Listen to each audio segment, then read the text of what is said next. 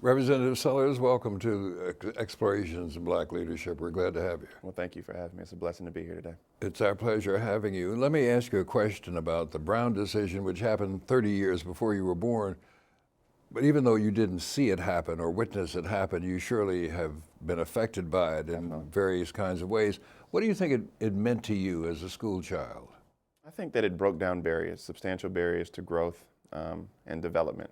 I think it gave the opportunity for blacks and whites to sit down together and have the dialogue. And even more importantly, I think it shattered the theory that was established by Plessy, that you had to be separate and that was still equal. So I was, even though it was 29, 30 some odd years before I was born, I think that was a landmark case in my life. And whenever I speak, I often use Chief Justice Warren's opinion, in which he said that segregation causes a sense of inferiority by placing children in environments not conducive to learning. Oftentimes use that as a point whereby I begin to talk about where we have come from and where we go from here. Let me ask you a question that most people who sit in your chair say, my parents, and I know you'll say that, but I want you to talk about others as well. Who are the people who've been most significant in shaping your life and career? Well, as I oftentimes tell people, and I said this recently, I said that I truly believe my political career, I want to be more Julian Bond than Barack Obama. Thank you. And I look at those people like Marion, and I studied Marion Barry in his first 2 terms in the way he was able to impact middle-class growth and economic development in the city of D.C. And of course, my parents, they had a huge influence on me. But growing up in small-town South Carolina, you really had that community feel. So there were, Miss Shirley Archery, who taught me in 5th grade, and my Aunt Jenny Marie Sellers, who was a matriarch of the family. And during when she was at Shadow Oaks Nursing Home, we took her to TGI Fridays because she loved soft serve ice cream.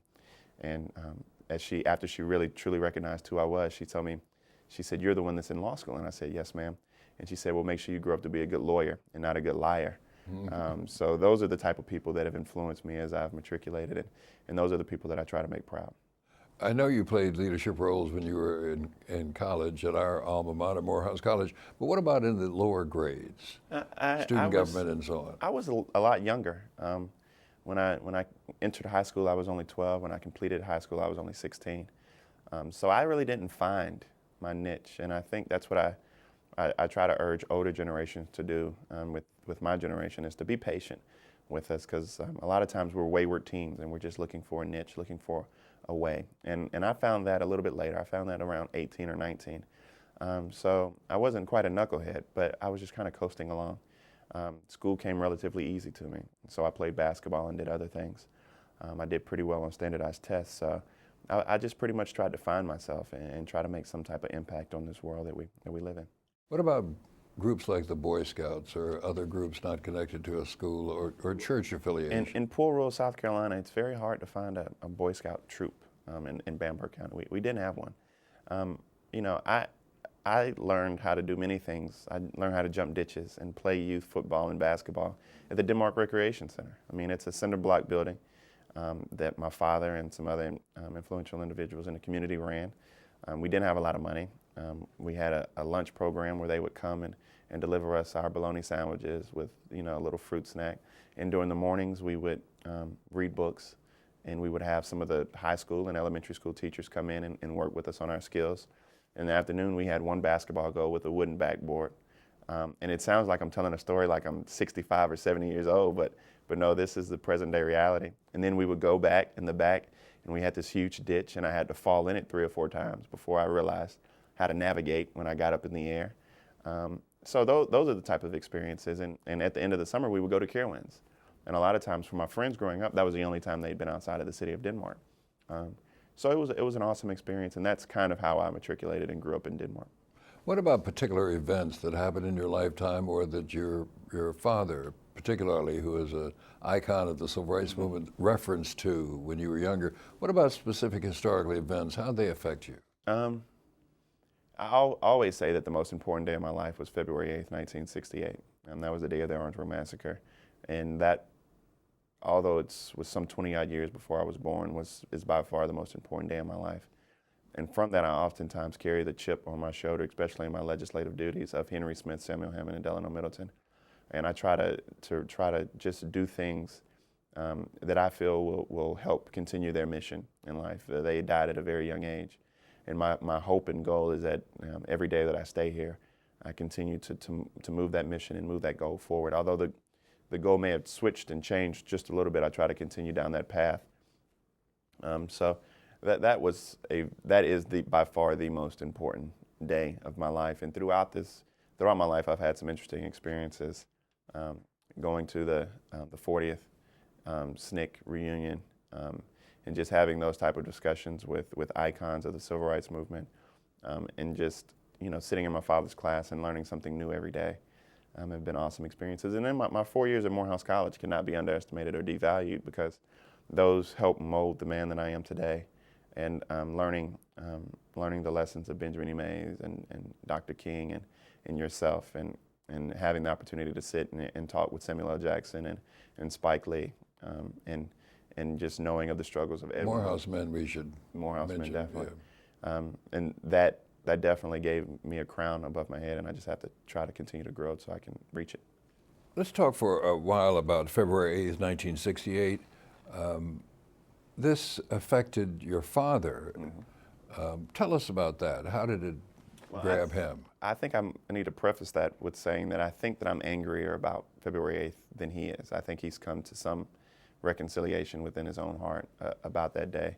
But it was a day that will forever stay in the history of our great state, and the state I love, and the state I decided to come back to when I finished college. And there remains a lot of unanswered questions about what actually happened that day. But at the end of the day, I think what I take from it is that you had a powerful group of youth who decided that they were going to break down. I believe Jack Nicholson and Jack Bass described this as the last vestige of discrimination and Jim Crow's final hiding place. And just that gumption, or that courage, that audacity for them to believe that they could break down that last barrier of segregation in South Carolina, just showed the strength of that generation, that young generation. And then how they were met with just brutal, lethal force when they attempted to do so, by people who had cast themselves in a light that was something other than that. For example, Governor McNair was hoping to be a vice presidential nominee during that time, and he couched South Carolina as one of the states that was bridging this gap in a state of racial harmony. And February 8th blew that up, and I think as well blew up his chances to be vice president of the United States. So there are a lot of different nuances that go. It's political. It's a political nuance that you have to deal with. It's people's lives that you have to deal with. And then you're talking about all of this happening on a college campus. And then you don't hear about South Carolina State, but 2 years later, everyone knows about Kent State. And I truly believe that if the lessons were learned from Orangeburg, then we could have saved a number of lives at Kent. And how did this engage your father? My father doesn't talk about it anymore. Mm-hmm. But you know the history, you know the chronology. Yes, and I, my father was so involved in it, but yet so removed from it. He stayed on campus that day because there was a tank pointed directly at his house that morning. So he felt best, and he always says the quote, "accidents do happen."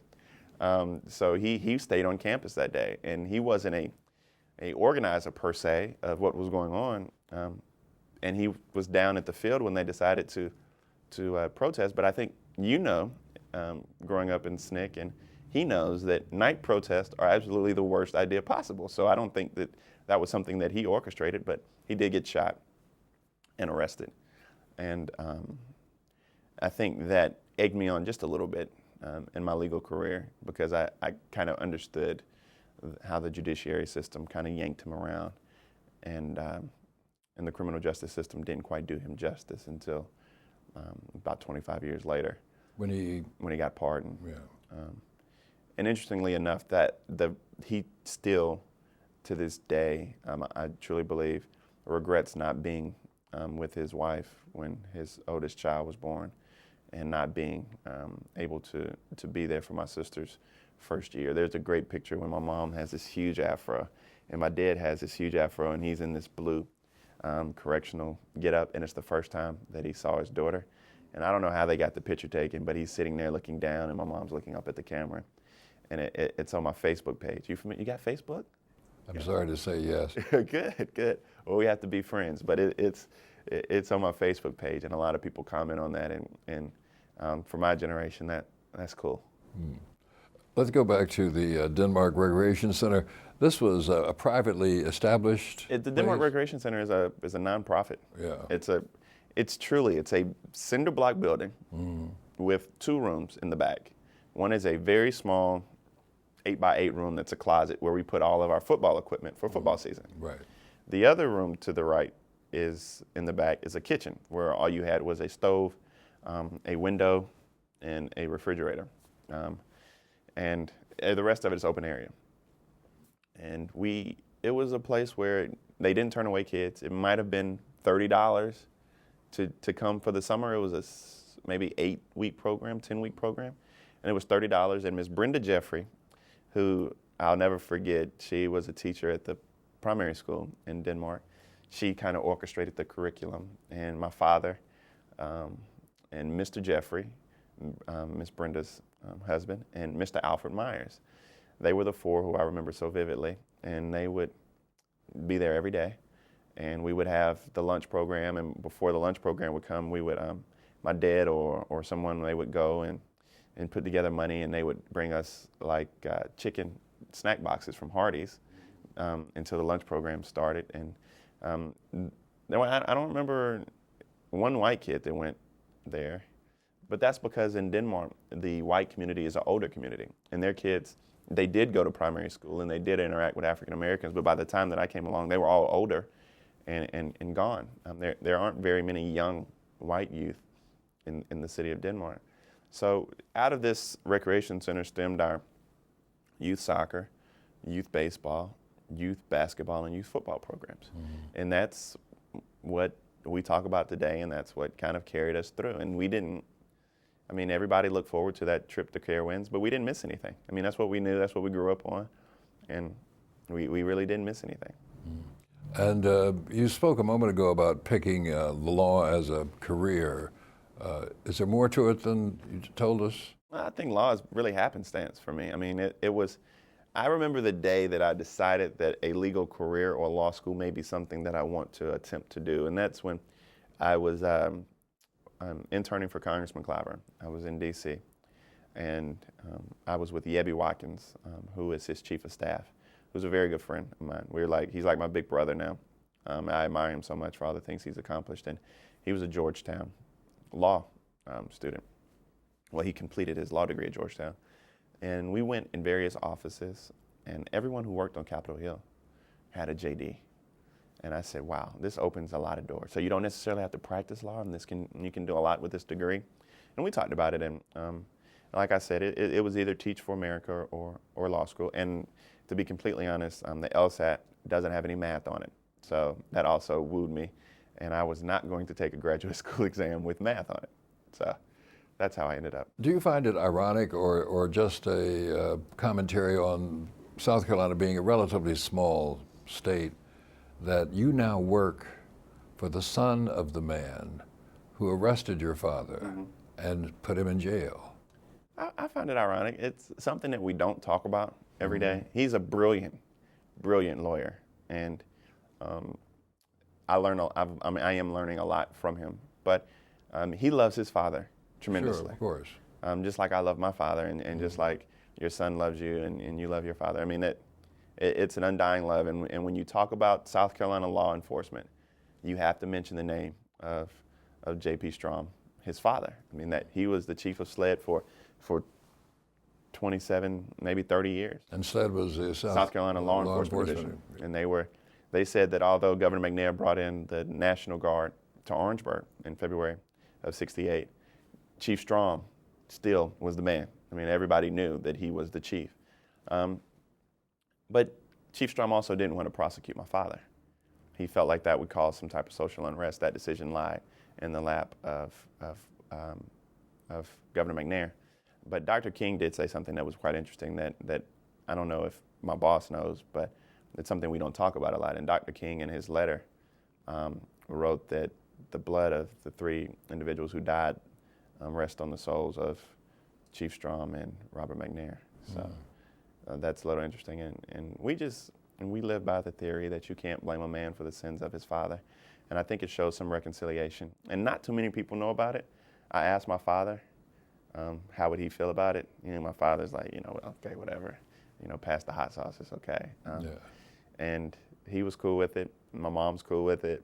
And other than that, not too many people know about it. I'm sure that But it does say something about at least a change in South Carolina's race relations, don't you think? Definitely. The son different from the father? Yeah, he's definitely different. I mean, As you in some ways different from your father? Oh, definitely. And I mean, he tells you that he's grown up with African Americans his whole life. I mean, he attributes, there was one lady who raised him practically his whole life, and is still there with his family to this day. And she's not a nanny or an aide. I mean, she's a grandmother. I mean, she is a fixture, a permanent fixture in the family. And I guess that shows you how things heal and things change with time. You mentioned your internship with Congressman Clyburn, but you also work with Shirley Franklin, the mayor of Atlanta. How'd that come about? I just called Shirley Franklin and told her who my daddy was, and said I needed a job. And she said, "Oh, because my father still calls her Shirley Clark, which was her maiden name right. when she was at Howard, and they've known each other from Howard. But she is the most dynamic woman that I've ever met in my life, and she is petite. She's like 5'3", maybe 5'4", and she is so powerful. A Wall Street Journal noted her as being one of the top 3 mayors of a major city, which I thought was pretty impressive. But what she and Congressman Clyburn both taught me is that it was about public service. It wasn't necessarily about politics. And they spoke to every single person that they encountered, which to me was very impressive. Didn't matter who you were, whether or not you were the custodian or the president, they talked to you with the same respect. And it says here that you got involved in the 2004 presidential election. What did you do there? I had a little involvement. I was at Morehouse during that time.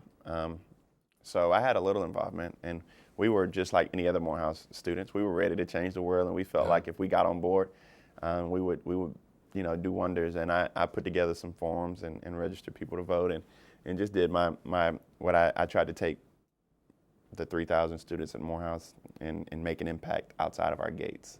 And that was the role that I attempted to play. And of course, 4 years later, you played a major role in the 2008 campaign. Tell me about that. We'll come back to some other things, but tell me about 2008. The first time that I met President, then Senator Barack Obama, was at the downtown Marriott on Main Street in Columbia, South Carolina. And I've learned from that moment, the way you find famous people in your hotel is they always come through the food service elevator.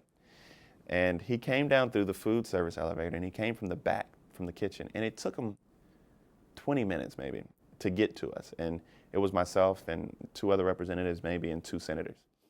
And it took him about 20 minutes because he talked to every one of the cooks, every one of the maids, and he said, "Hello, my name is Barack Obama, and it's nice to meet you," as if no one knew who he was. I mean, he's already a superstar by then. So that was cool. And then he came in and he talked to us, and he just said, "I'm going to try to change the world, and I need your help, and I need you to support me." I gave him a copy of The River of No Return and the Orangeburg Massacre, and a copy your of father's book and the the Jack Bass book. Yeah. And I gave him a copy of the documentary A Quarter of Shame, which outlines the troubles we're having in our South Carolina public school system. And that's what has been labeled along the I-95 corridor. It's called the Quarter of Shame. And for full disclosure, my final 2 choices were John Edwards and Barack Obama. And I was so enamored by the way John Edwards was able to talk about poverty and the things he had done at the University of North Carolina Poverty Center. And then his headquarters was in the 9th Ward, which to me spoke of action. I'm kind of happy in hindsight that I made the right decision. But I joined the Barack campaign, and we had 2 employees, 2 staff members at first, and then we started rocking and rolling, and the office went from 2 people in it to hundreds of people in it. We had Roy Wilkins' granddaughter came down and worked on the campaign. I just thought Roger Wilkins. Dr. Wilkins. Yeah. And we've just had some. It was interesting. We had some very very cool times. People from Iowa, people from New Hampshire, kids who just drove all over the country, and it was a lot of fun. And that January 26, 2008 is something I'll never forget. It was the day that we won the South Carolina primary, when everybody thought that we weren't going to beat Hillary. We won, and then he won maybe 8, 9, or 10 primaries in a row after that. So I truly say Iowa and South Carolina are the reason that he's president now, I think. Exactly. And what made you think you'd be a fit in the South Carolina legislature? I thought I wasn't going to be a fit, but I thought that would make me the most effective. I didn't want to go and fit in. I thought we had too many African-American elected officials trying to fit in.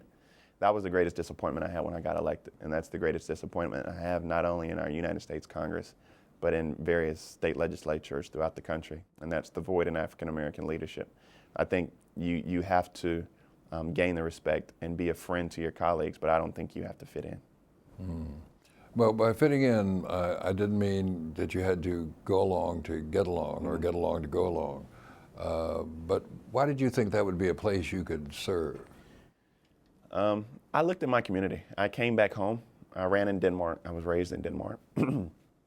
And I just felt like my community wasn't even growing stagnantly. I mean, economically, socially, and educationally, we were on the decline. I ran against Representative Thomas Rhodes, who was 82 years old, had been in office for 26 years, and is a fine human being, a great person. But I felt, and my district felt, that it was definitely a time for a change. So, and I think people were refreshed by the type of campaign that I ran.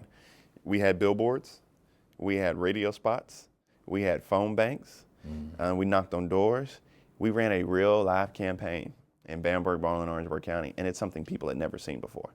You know, people weren't used to, hearing somebody from their hometown on gospel radio every morning leading up to the election. And I would get people that say, well, I got your phone call the other day, and it was a robocall. So, people were just not used to it. And those it was refreshing, and people were able to take me seriously, take my campaign seriously. And although they didn't think I was going to win, they cast their vote for me anyway. And we cried a lot. My dad cried that night too. We had this huge poster board that we got from like CVS, and I still have it today. And it has like all the precincts, and we had these T-chart with squiggly lines and how many votes he got and how many votes I got. And it rained so hard that the electricity went out in Barnwell County. So they had to vote on paper ballots. And the votes from Bamberg and Orangeburg County were in, and I was up by about 400, 500 votes. And I knew that I was going to lose Barnwell County. I also knew there were about 800 votes over there. And I said, there are enough votes over there to beat me. So we had to wait on those to come in. And I got soundly defeated, but it was only 40-8. So I don't know if they like me too much in Barnwell County. I think they're starting to like me. But that was a cool night. And I'll remember that the rest of my life. So your constituents went from being represented by the oldest person in the legislature to being represented by the youngest. And how did your colleagues to be take you? Or your colleagues take, how did Once they realized I wasn't a page, they loved me. It was cool. I mean, we're very cordial. We talk a lot. It's a club. I mean, it is a club. We go to football games together. We go edit on the floor. We call each other every name on the floor but a child of God. Yeah. And afterwards we go out and we have a beer and we talk about life. So it's cool. I am the age of a lot of their kids. I'm sure. But they value my opinion, I think. When did you begin to think of yourself as a leader?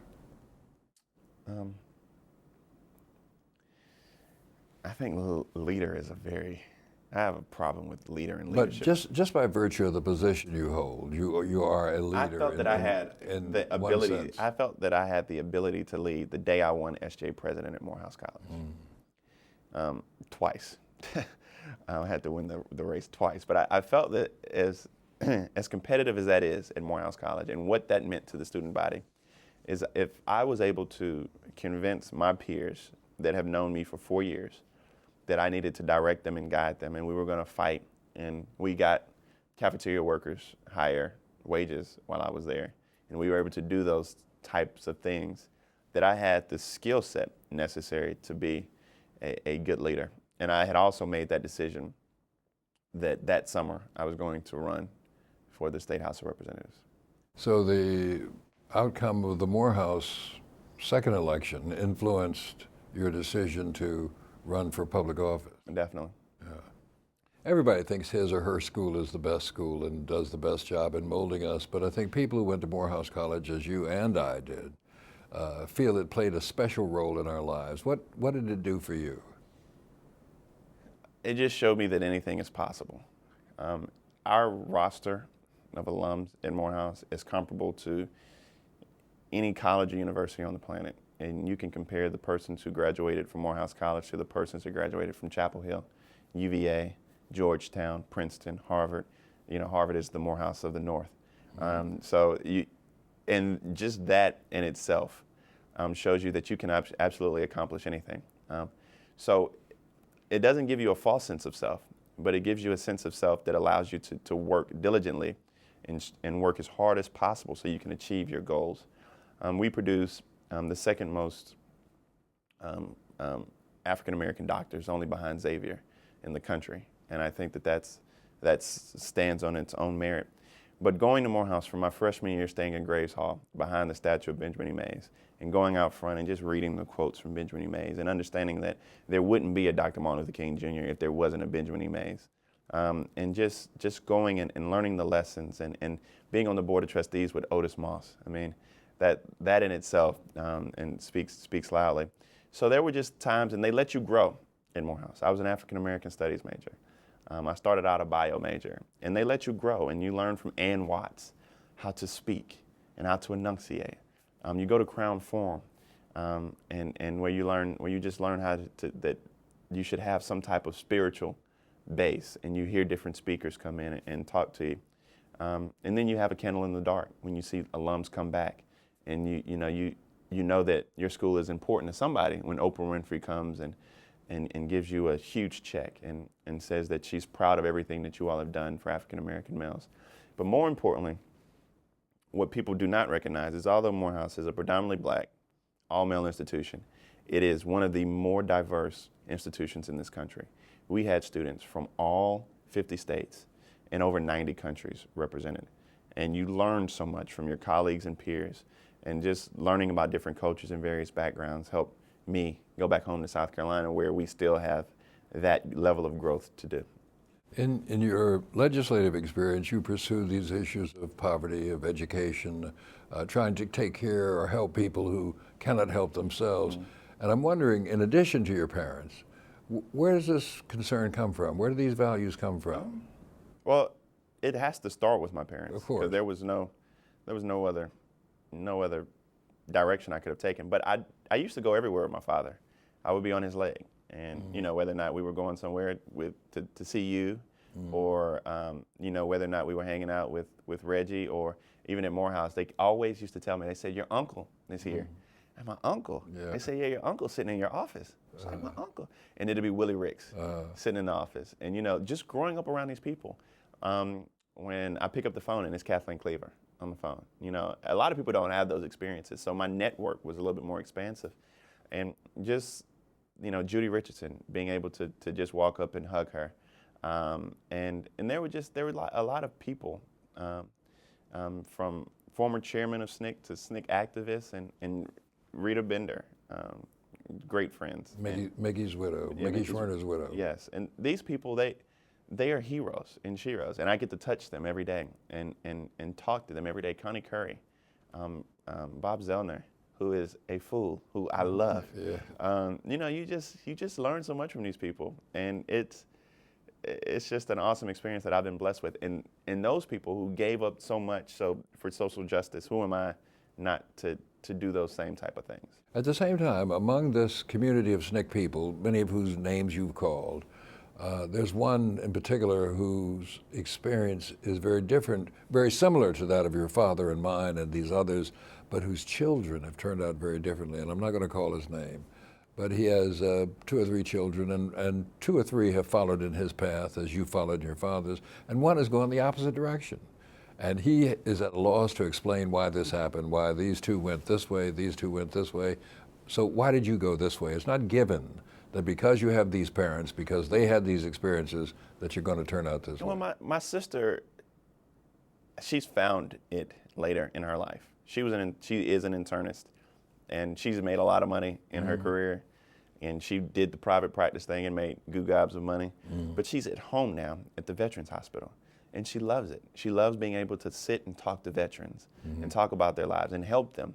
So she's kind of found that niche a little bit later in life, but she's found it. And my brother decided he was going to go into youth ministry. And that was a surprise to us all because he was the wildest one of the bunch. But he decided he was going to go into youth ministry right after college, right after he graduated. He's been a youth pastor for a very long period of time now. So he found it later in life. So as much as, we're bred on competition. We played Monopoly as a family, Scrabble, and I never lost. And if I thought I was going to lose, I would flip the board over. But I wanted to be better than them, and I wanted to be better change agents than them. And it was a lot going on, and I really don't think that I could have gone left. And I don't know where that comes from, but just deep down in my heart, I don't think that there is anything else I could have done. I don't think that I can be an investment banker in New York. I don't think I would be happy doing that. At the same time, you mentioned Willie Ricks, or Mukasa as he's called as well, who is an early advocate of Black Power. He's the original Black Power guy, and obviously an influence in your life. But at the same time, here you are someone who reaches out across racial lines, so you can take an example from this man, yet not be an imitator of this man. How do you? One thing I realized, and this is scholarly, but also listening and learning. Listening to Uncle Reg and my dad talk about. That's Reggie Robinson. Reggie Robinson talk about just different things that went on in the movement. Reggie always tells the story that he was dressed one way, and Dr. King called him one day and said, "Come to his hotel room," and gave him all his suits and shoes so he would look better.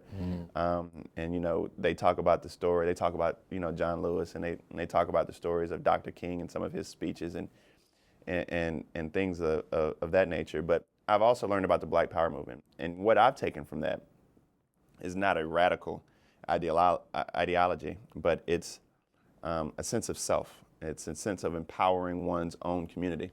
My community has changed, though. My community is not purely an African-American community. My community, the problems that affect us are not black versus white.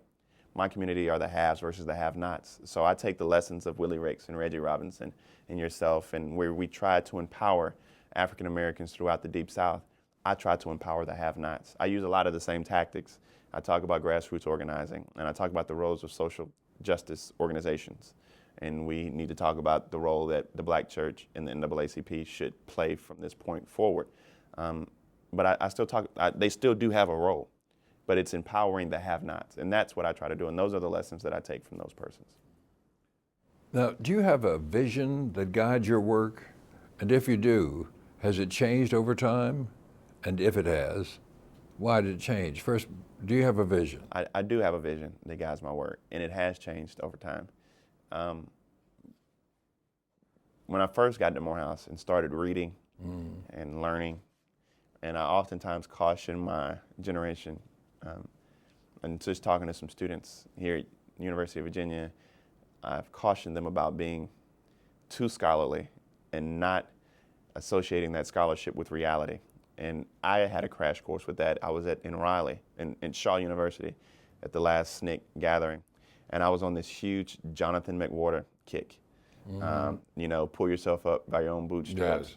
Yes. The victimology, the anti-victimologists, and all of that stuff. And I was on this huge Jonathan McWhorter kick.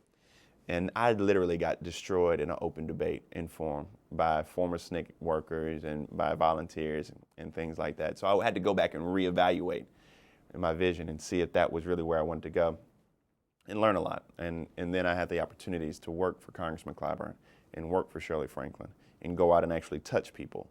And so when I read the Washington Post and when I read the Wall Street Journal and when I watch CNN and when I watch the O'Reilly Factor, I'm able to put that into a context which has shaped my vision, which has changed, not drastically, but which has changed as I've gotten older. And my vision currently now is a vision that Jesse Jr. and I have in common. And Jesse Jr. is?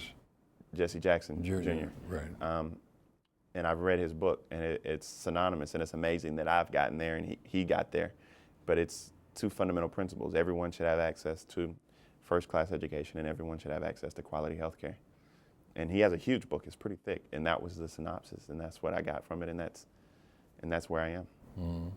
And you said it has changed over time, but do you mean the change from being a McWhorter follower to rejecting that and adopting something else, or something more subtle than that? It's not a rejection, but it's an understanding that all scholarly material is not truth in your particular community. Right. And that's helped me in understanding a lot of different things. For example, the voucher debate. Understanding that when Howard Fuller calls you and talks to you about vouchers and what they've done for African Americans in Milwaukee, and you talk to Cory Booker or Adrian Fenty about, and you read their works about voucher systems in DC and Newark respectively, you're able to not jump on the bandwagon of what's cool in scholarship today, but you're able to put that in context and understand why that may not work for your community. Now, I also read in this research that we conducted on you is that you've said that you might want to be governor of South Carolina one day. Is that an aspiration that you're working toward, or something that may happen? Or I don't know if I'm working toward that. I was speaking with Gwen Ifill the last question that she had was, where do you see yourself? And maybe in 5 years. And I hate questions like that. Those are the absolute worst questions to ask anyone, especially a politician, because our canned response is supposed to be, I'm going to represent the citizens of blank blank as long as they keep me here. And I do want to represent the citizens of District 90 as long as they want me to stay there. I'm not a huge fan of DC. It's 9 square miles. And you don't have lawns, and you can't ride a horse or something. You have to go I have a lawn. You have a lawn? I have a lawn, yeah. That's cool. Front lawn and back lawn. Really? That's rare in DC. And a lawnmower. You have a lawnmower too? Yes. That's cool. Well, that's not typical in DC, but it's 9 square miles, and I love the country living. I love sitting on 20 acres and having cotton fields behind your house and things like that. But the governor does have a nice house, and running a campaign that I think would mean so much to Southerners, and if you're able to win to be the first black governor of a Southern state, and you can say whether or not you want to include Virginia in the South or not, I think that would mean a lot. Let me ask you a question. Some people categorize the making of leaders in 3 ways. A, great people cause great events, or B, movements make leaders, or C, the confluence of unpredictable events creates leaders appropriate for the times. Which of these fits you? C. C, the confluence of unpredictable events creates leaders appropriate for the times. And what unpredictable events? I don't know if they were necessarily unpredictable events, but I think C is a better answer than A and B, because there's been a confluence of events that have, like I said, in the Reagan administration, I think that we saw the shift from it being a solely race issue to an issue of the haves versus have-nots. I think that the passage of the Voting Rights Act and Civil Rights Act, and then you talk about my generation growing up now being a generation that is a lot like that had to go to Vietnam. I mean, it's a generation that had to go to Iraq. And a lot of my classmates, I've had 3 classmates or 3 persons I went to high school with to die in the Iraq War.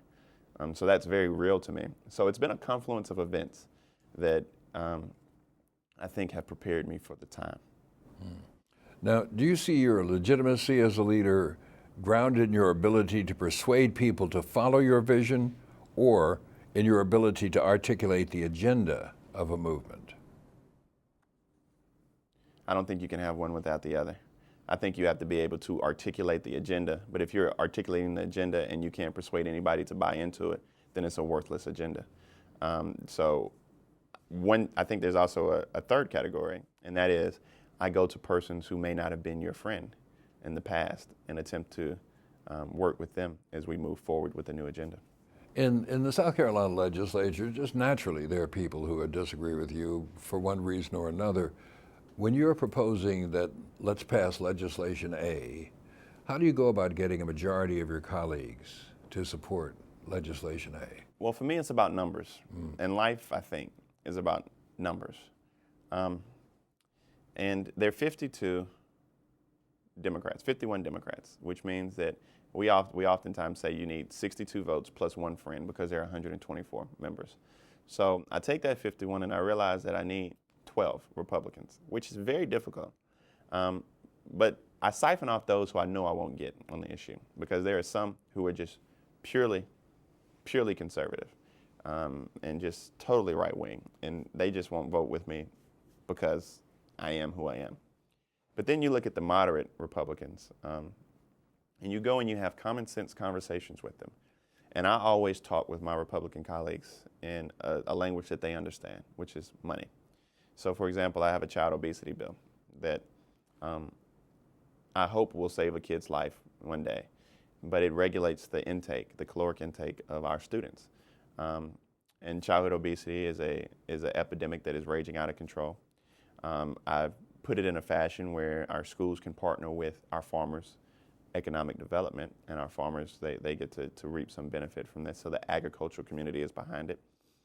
But even more importantly, I hope it will curve off the number of preventable diseases that persons are having, like cardiovascular disease, diabetes, hypertension, high cholesterol. And then you look at that on a secondary level and you say that those persons in South Carolina, they go to the emergency room and they're uninsured and they're in our pool. So that costs us about $500 per person, per insured individual. So that is the type of message, and that's the way I couch it with my colleagues. And when you say you're going to save each person in South Carolina $500, and not only that, but you're going to make sure that our farmers are happy, then it's amazing that you've gotten all the way down this winding road talking about childhood obesity and the school lunch program, but you've gotten there. And that's something they understand, and they're like, I like this. So one of my co-sponsors was a Lexington County Republican who is hyper-conservative. What about when you run up against a person who, for philosophical reasons, say this is a great idea, but government should play no role in this? I don't believe government should have anything to do with it. And that's when my Blue Dog Streak comes out just a little bit, because I have a problem with government playing a huge role in adults' lives all the time. But here we're talking about kids, and we regulate the lives of children every day. But if I were one of these people, I'd say you're talking about the nanny state. And I have that. Oh my goodness, that was an argument. Taking care of everything we do. The nanny state, yes. Yeah, I know. But at the end of the day, I do have those people, and some of those people I don't think I'll win over. In fact, I'm sure I won't. But I just look at the larger picture, and I say, well, we have to stave off this healthcare crisis that is imminent. So I may not get that nanny state person. Is it part of your philosophy not to be discouraged about what I take to be just intense growing partisanship everywhere you look, in the Congress of the United States and local government, even in D.C., where partisan politics don't intrude that much into city politics? You see it here. I'm not discouraged at all by partisan politics. I take the cue from my president. He's not discouraged at all, and he epitomizes cool, and he stays above. We're not post-partisanship. We're not post-racial either. I mean, but he stays above that fray. Some of his allies, quote-unquote allies, the Senate Majority Leader or the Speaker of the House, sometimes make it a little bit more difficult for the president to navigate above partisanship, as he so often tries to do. But I think he does a good job doing that. And for me, each issue, I try to make a bipartisan issue. And if you succeed, good for you. But I look at the president facing a group of people on the other side who say no to everything. If he said motherhood is a good idea, they'd say no to that. Well, how do you deal with those people? And my hope is that the Republican Party, and this is going to sound strange, but my hope is that the Republican Party has a moment of introspection, because they are letting the fringe destroy the party. And I appreciate the dialogue you can get from even a John McCain or Lindsey Graham, but the Glenn Becks of the world are drowning them out. And I think Lindsey has put his foot down recently and said that he doesn't watch Glenn Beck and that he's not afraid of the conservative right wing. And he's done things like bipartisan immigration reform. He's done things like a Patient's Bill of Rights with Ted Kennedy. And he also voted for Justice Sotomayor. So there are a few. There aren't enough, but there are a few that think for themselves, and hopefully they take that moment of introspection and they kind of go back to the party that they were, which was not as crazy as they are moving towards now. Let's hope. Let's shift gears a little bit. How does race consciousness affect your work? Do you see yourself as a leader who advances issues of race or society or both? And is there a distinction between them? And is there a thing, I think you answered it a moment ago, such a thing as a race transcending leader? There is a thing such as a race transcending leader.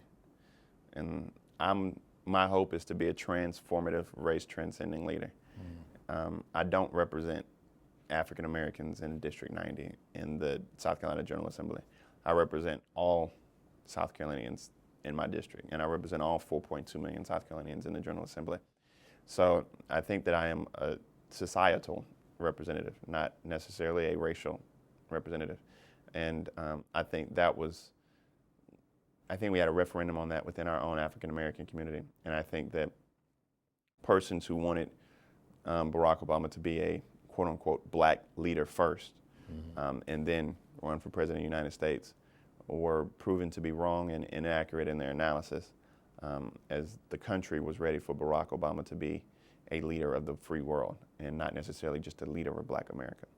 Now, I know in your own campaign that you knocked on doors that had a Confederate flag hanging in the yard or something, and places where they're likely to give you your campaign literature back when you give it to them.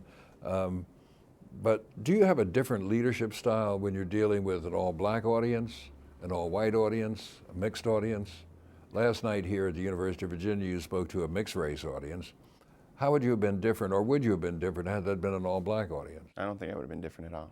I think that you feel a lot from your audience. Any speaker knows that they kind of pull back from their audience. I don't write a lot unless I'm giving a very formal speech in front of AIPAC, for example.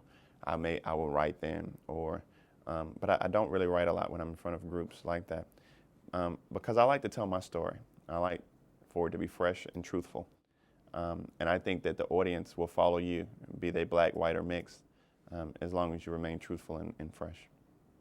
In a book called Challenging the Civil Rights Establishment, the authors quote William Allen, and he writes, "Of a danger in continually thinking in terms of race or gender."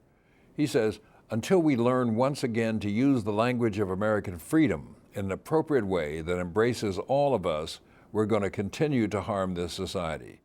Is there a danger of divisiveness when we focus on black leadership?" There is a danger. I do think that African American leadership, they must advance an agenda, and my agenda is the agenda of the have-nots. But what you'll realize is that that classification of have-nots encompasses the African American community as a whole, but not solely the African American community. A lot of times, especially in my district, I concur with that, and I think that is a dangerous step to take. And I think that it's time that we have transformative leaders that look towards the future. And I think a lot of times in my generation, with Alicia Thomas Morgan and with Andrew Gillum, and even with Michael Julian Bond, I mean, you have leaders that look to be societal leaders who are not quite as their fathers were or grandfathers were, and are not quite as the leaders were who are the reason that they're here now. But that is the same with every generation, and with every generation within a movement. You have to change focus. You have to switch. If you don't, then you'll lose. Do you agree with the characterization of you by Gwen Ifill in her book, Breakthrough, about breakthroughs, that you are part of a breakthrough generation? Yes, I think that we are a breakthrough generation, but I don't want that to be misconstrued as we're a generation that stands on our own. I mean, we're a generation that stands on the shoulders of those that come before us, but we're a breakthrough in terms of the thought. It's a different, our goals have changed. For example, just a black and white goal. My goal is not to end segregation in Jim Crow. My goal is so that every person, no matter their race, creed, or color, has access to quality education, because now we have blacks and whites, thanks to Brown. They go to the same school, but the school is still poor and struggling. So my goal is to uplift that school as a whole. What do you see as your greatest contribution as an African American leader? An example. I go to prisons a lot, and I talk to people who look just like me, 25 years old. I represent people in court who look just like me, who come in the office and look just like me. So my greatest accomplishment is being an example and being a good example. That's something I had to deal with, though, which bothered me a little bit when I first got elected, because you live in a fishbowl now when you become an elected official. And people always, they hold you to a higher standard than they hold themselves, which is fair. But, people watch every single thing that you do. They try to interpret everything that you do. And you try to be that good example and try not to have any missteps, which is hard when you're 22, 23, and 24. But you can do it. Yeah. Yeah. In his book, Race Matters, Cornel West writes, "The crisis of leadership is a symptom of Black distance from a vibrant tradition of resistance, from a vital community bonded by ethical ideals, and from a credible sense of political struggle. Do you see a crisis in leadership in Black communities today?" Earlier, you talked about your disappointment at the quality of people in public office, but in the larger community, in addition to public office, if this is so, what is the reason for this? It's a disconnect from struggle, from struggle that's not that far away. It's a disconnect from reality. And you find that in some of our state and local NAACP chapters. You find that in our Black churches. You find that in our African American leadership. You find political leadership. You find a disconnect from what got us this far. I mean, I was reading a Washington Post magazine. I think it was I think they do a little magazine, maybe on the weekends. It was a while ago. It was when I was working on Capitol Hill, when Condoleezza Rice said that she still would have been where she is regardless of the civil rights movement.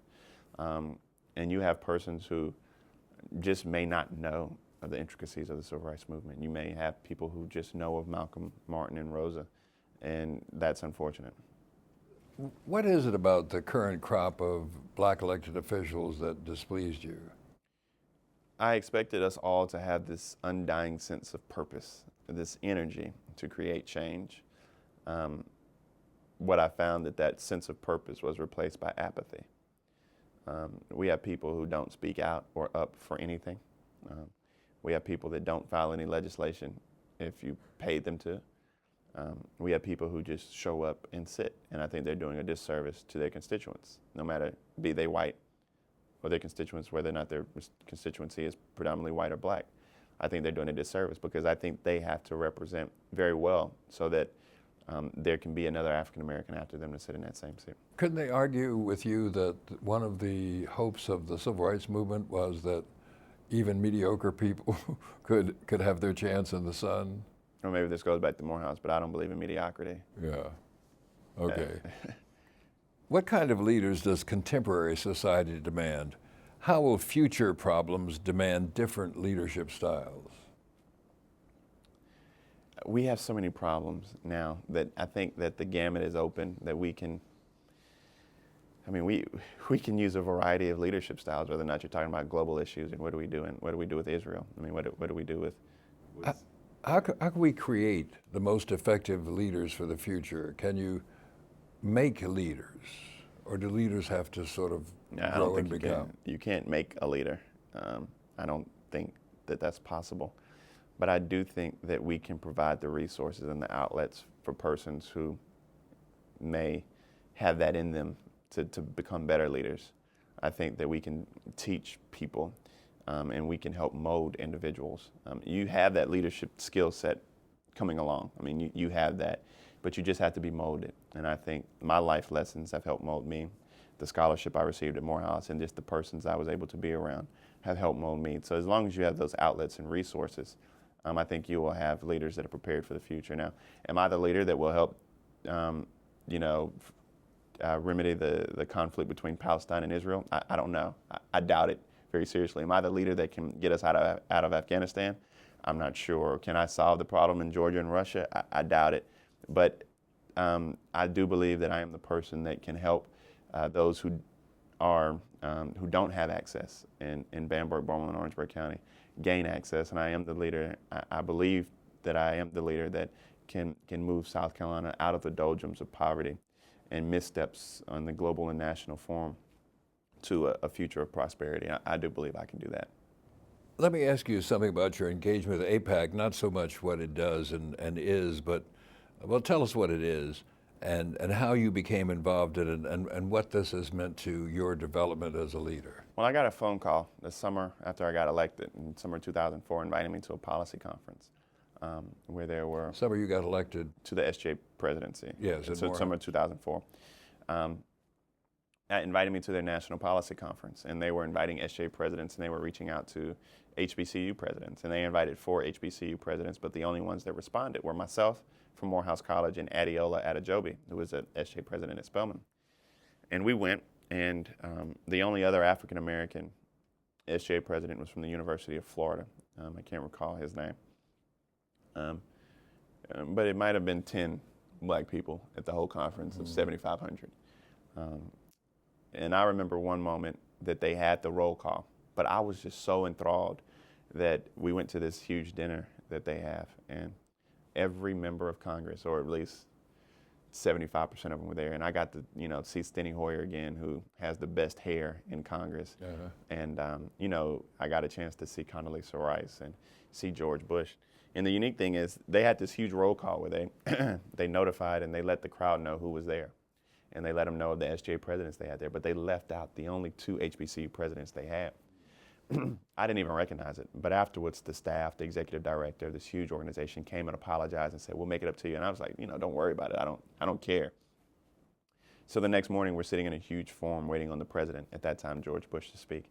And after they introduced the president, they had a pause, and they said, "We would also like to recognize, as President Bush stand and wait, we would also like to recognize the SJ president from Morehouse College and Spelman College, Bakari, Sellers, and Adeola Adejobi. May they please stand." So that attention to detail, and we made President Bush wait even just for that moment, meant a great deal. But from the 50,000-foot view, it's expanded my world horizon. And I challenged them on issues. I challenged them on issues dealing with Palestine and the way that they treat the Palestinian government and their aggressiveness towards the Palestinian government. And I say that and their aggressiveness as they move or refuse to move back in terms of some of their settlements and things of that nature. So we do challenge each other, and we do have great discussions. But I also go back and I think that the Jewish community was there many times, hand in hand with the African American community during the Civil Rights Movement. And that's very interesting to me. And for me, my role in AIPAC is one of a learning experience.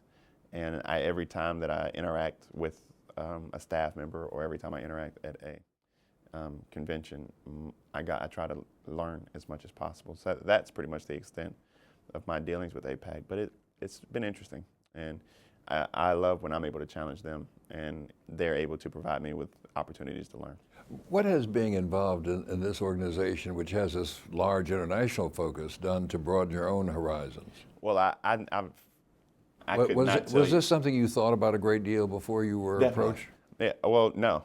It's not something I thought about, but I was reading books and attempting to expand my worldview, because I felt as if that may be important if I was going to pursue some type of career in politics. And it's like the opportunity just knocked on my door. And so I had to take it. And it was an opportunity that provided me the resources to learn. I can't devalue that or underestimate that, because I was able to learn so much and have been able to learn so much over the past 7 or 8 years. And they've been trying to get me to go to Israel, but things just have never worked out. My mom was either having knee surgery or I'd be in court or something like that. But I want to go. And I mean, I think everyone should just sit back and try to learn about other cultures. I think that's so important. I think that's something we don't do enough of. And I'm familiar with other organizations that have sprouted up about various issues, and I don't have any opinion one way or another about these other organizations, but I do appreciate the relationship that America has with Israel, and I try to learn as much as possible about that relationship. Yes, a few questions ago we talked about race consciousness, and then separately talked about your disappointment with black elected officials, and there seemed to be a contradiction between your answers to the 2 questions. On the one hand, not race specific in your politics; on the other hand, race specific in your disdain, or dislike I should say, of some of the behavior you see around you. How do you balance these 2? I'm still an African American male, and I'm very conscious of how I got here. Yeah. I mean, I'm very conscious of the struggles and the sacrifices that people had to make.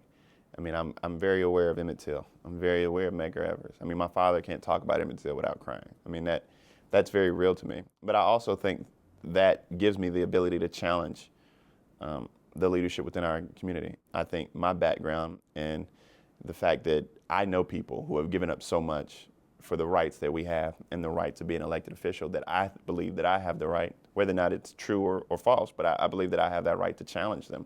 And that's what I'm doing. I think that I want to challenge the NAACP. I want to challenge the black church. I want to challenge black elected officials to go back and be what they once were. But I also think that I don't think it's contradictory, because I think the struggle has changed. And I think I'm challenging them to adapt to a new struggle, because the struggle is no longer black and white. It's the haves and have-nots. So I think I'm very conscious of who I am and what I am. And I think because I recognize that the struggle has changed, does not mean that I'm contradictory.